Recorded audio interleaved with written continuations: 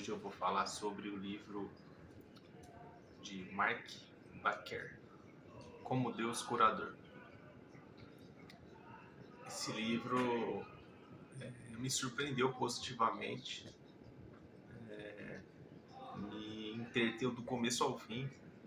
Ele trata de um psicólogo, né, que traz os casos que ele tratou, né, na clínica, né, os pacientes que ele tratou, e traçando um paralelo com a ótica da questão religiosa, né?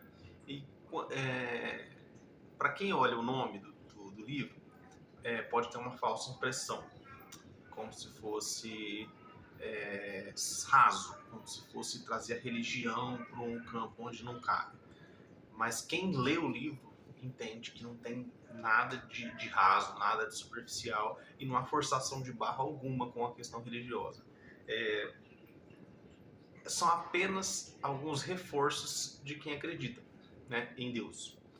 Então, eu já tinha lido um livro desse autor, então eu já esperava uma grande obra, porque eu já gostei muito do outro livro que eu li dele, que, se eu não me engano, chama Jesus, o maior psicólogo que existiu. Acho que era isso mesmo o nome. Então eu separei algumas passagens, né, desse livro para falar.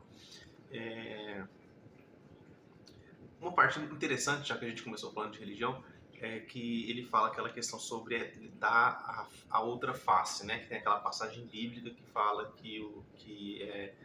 ao tomar, eu não me lembro a passagem, mas que ao tomar uma pancada numa face, você deve dar a outra face, né? E ele traz um ponto de vista que eu nunca tinha pensado, que quando você está dando a outra face, você não está fugindo. E isso é a essência dessa passagem, de que não é que você tem que se fazer de coitado e apanhar calado.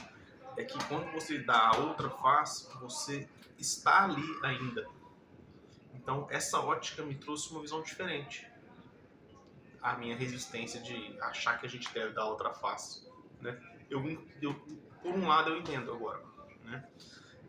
Fala também que o certo, né, que quando a gente está agindo com amor, a gente não está tão focado no certo e no errado, né?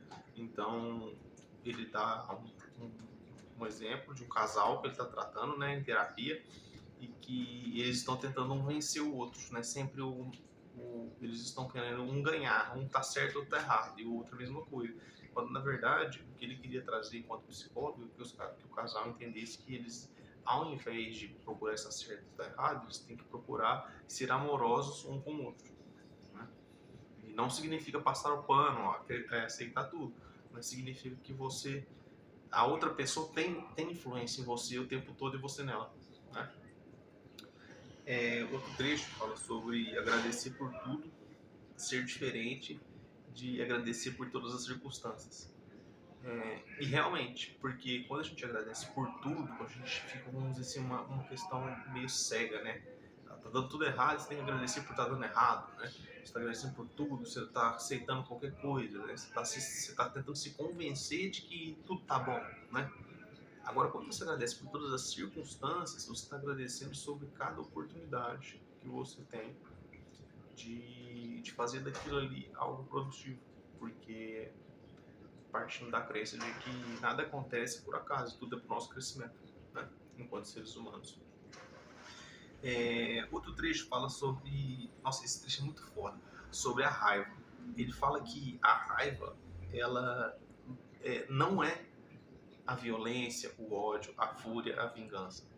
Ele fala que a raiva, tudo isso, essas outras situações que ele coloca, né, que ele define, esses substantivos, né, violência, ódio, fúria, vingança, esses substantivos são o que a gente faz com a nossa raiva.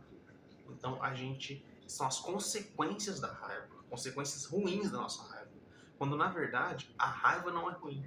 A raiva, ela é uma emoção que nos impele a agir. Olha que coisa profunda, né? Então, o problema não é sentir raiva. A raiva ela é uma emoção, porque a emoção está nos pedindo uma atitude. Então, a questão que a gente tem que ficar vigilante é para que a raiva não se torne uma coisa ruim, que são as consequências negativas da gente não conseguir tomar atitudes certas quando a gente está com raiva.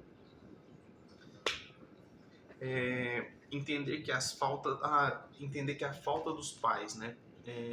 Ele traz, enquanto psicólogo, de que abordar sobre os defeitos de criação, as falhas dos pais com os filhos, não é para culpar os pais, mas para que os filhos assumam a responsabilidade a partir de agora. Então, quando você entende onde os pais erraram com você, você vai assumir responsabilidade por você e por seus pais. E não entender isso para se isentar da culpa e colocar a culpa nos pais, sabe? Como eu vejo muitas pessoas falarem, né? Infelizmente, parece que a galera adquire esse conhecimento de entender os erros de formação, né? Só que aí quer descarregar todos os pais, né? Como se fossem os pais os culpados por todos os seus problemas.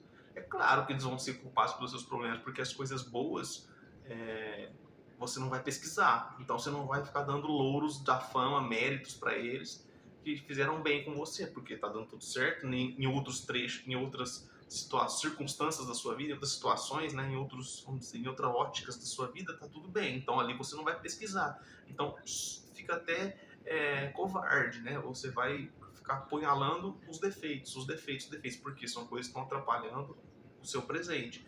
Então, descobriu o que está atrapalhando o seu presente, entendeu o que é um defeito de formação, a partir daí é tentar assumir o controle. Não é fácil, mas tentar assumir o controle e não ficar terceirizando a culpa para os pais, né? Então, descobrir aonde os pais erraram só tem sentido, segundo o autor, e eu concordei, a partir do momento que a gente entenda que eles fizeram o melhor que puderam e a gente entendeu onde eles errou para a gente não errar e para a gente assumir essa responsabilidade a partir de então, para a gente corrigir isso na nossa, que foi falha na nossa formação, mas a gente vai corrigir agora, sacou? Essa é a pegada. Outro lance é a depressão, né? Tem 2 trechos sobre a depressão que eu separei. Um deles fala que o ser deprimido ele tá com o catastrofismo e o personalismo. As 2 coisas estão aguçadas. O que significa? O catastrofismo vem da palavra catástrofe. Então, significa que tudo para ele está superdimensionado.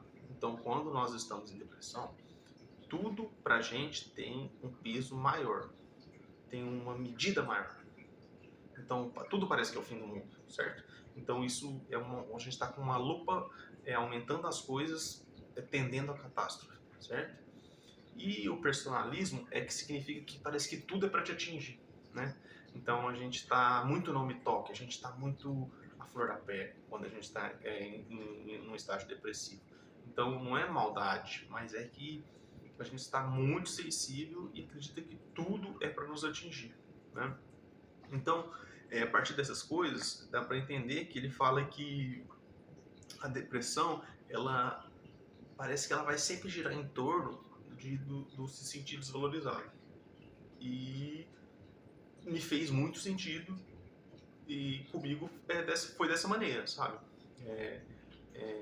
O sentimento de se sentir desvalorizado estava intimamente ligado à questão depressiva, sabe? Então, você se sente que nada que você faça tem valor, apesar de você estar fazendo muitas coisas, apesar de que tem pessoas que admiram o que você faz, mas você não tem o retorno mínimo que você deseja. Então, isso vai te tornar num ciclo depressivo, né? De achar que você é insuficiente, né? E demais consequências, né? Do estágio depressivo. E aproveitando o gancho sobre admiração, tem um outro trecho que ele fala que admiração é diferente de aceitação. E olhe como é profunda a ideia. Parece que todos nós queremos ser admirados, certo? Né? Às vezes você faz alguma coisa, você quer ser admirada, você quer ser aplaudida, né? E reconhecida, né? E isso é orgânico, vamos dizer assim, né? Os seres humanos têm isso, né? Só que isso não é suficiente, porque ser aceito é mesmo nos momentos que você não está performando como deveria. Isso é ser aceito. Então, olha que louco, a gente pode ser muito admirado por pessoas, só que a gente pode não ser aceito pelas pessoas, porque as pessoas só admiram nosso momento do auge. As pessoas só admiram aquilo que a gente faz perfeitamente. Então, a admiração, ela rola de uma tarefa, vamos dizer assim. A pessoa admira uma tarefa nossa ou admira uma característica nossa, mas são coisas pontuais. Agora, a aceitação, ela é quando a pessoa aceita o pacote completo. A pessoa entende que uma qualidade nossa também carrega um defeito. A gente entende que se a gente é bom numa coisa, a gente não consegue fazer a outra tão bem, né? Porque a gente dedicou mais tempo na outra pra gente ser bom, coisas bem lógicas, mas que parece que o ser humano ele perde, né? Ele perde esse senso de imperfeição humana. Todos nós somos imperfeitos. Então, a gente então buscar a aceitação vai até fazer comunhão com aquela ideia que ele fala que Deus tem um amor incondicional, ou seja, ele sempre te aceita. Então, o traço psicológico com o traço da crença em Deus faz muito sentido nesse ponto, de que ser aceito é incondicionalmente ter alguém que quer o seu bem e trabalha pelo seu bem. Isso é ser aceito. Agora, ser admirado, é possível ser admirado por fagulhas. Continuando. A sensibilidade e a consciência. Bom, a sensibilidade e a consciência, elas são fardos. Ah, mas você está falando que é ruim? Não, eu estou falando que ela tem um lado ruim. Elas são muito boas. Porque quando a gente tem sensibilidade, significa que a gente tem percepção, que as coisas nos tocam. Isso é bom. Ter consciência significa que a gente tem olhos espirituais, que a gente entende a causa e as consequências das coisas e tem um senso de responsabilidade. Mas, quando a gente tem consciência e sensibilidade, a gente tem que estar sempre alerta. Porque a gente não vai entrar em qualquer coisa. Aliás, a gente não vai aceitar qualquer coisa, que qualquer coisa termine de um jeito que a gente acha imoral, que a gente acha irresponsável. Então a gente tem que estar sempre alerta para não entrar nisso. Então essa é a pegada. Então, qual que é o lado negativo disso? É que te causa uma tensão muito grande. E no livro ele faz um atendimento sobre um rapaz, que o rapaz chega nessa conclusão numa das sessões com ele. Fala, eu acredito que eu estou sempre tenso, porque eu tenho que ficar alerta para que as coisas não me afetem. Então, eu me identifiquei muito com essa passagem, né? E acredito que muitas pessoas são assim como nós também. Outro lance é sobre examinar as emoções, né? E não só os fatos concretos. Em um dos atendimentos, acho que se eu não me engano, uma moça que ele estava atendendo fala que em todos os ambientes que ela frequentava, trabalho, amizades, família, só se falavam de coisas concretas e não se falava sobre as emoções. Então isso causou nela a falta de olhar para as emoções próprias e das pessoas. Então, a partir do momento que ela conseguiu falar mais sobre as emoções, escutar mais sobre as emoções de outras pessoas, vamos dar um exemplo, uma situação concreta. Essa porta aqui, vamos dizer que quebra. A porta quebrou, é uma parada concreta. Mas qual foi a emoção que ela gerou em mim? Eu cheguei aqui e vi que ela estava quebrada. Eu fiquei preocupado se tivesse machucado algum dos meus gatos. Então, a minha emoção foi preocupação com os seres que eu gosto. Ou a porta estava quebrada, eu fiquei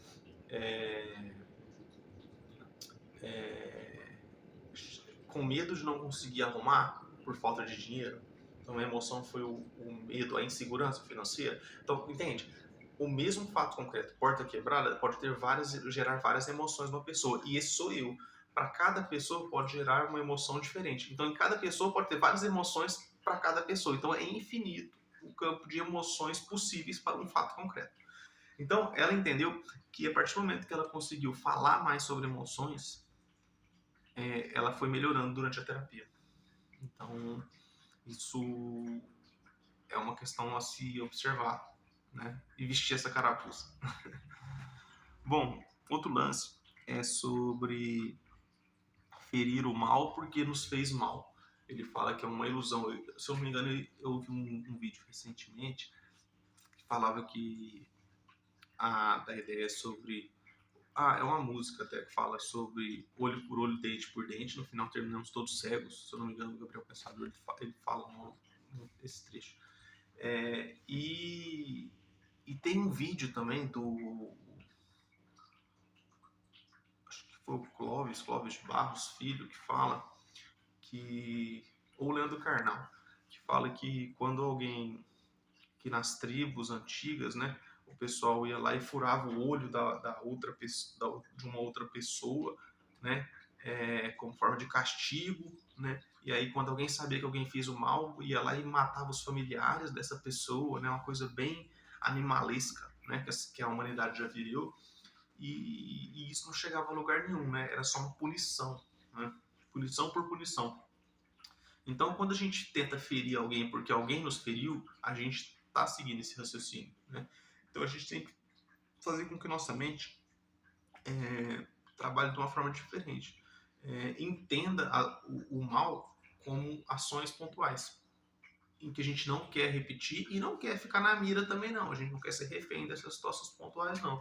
Mas achar que a gente vai redimir alguém com vingança, né? Não tem sentido. Para pensar naquelas paradas de quando morre uma criança e o pessoal pede justiça. Olha como os nervos à flor da pele.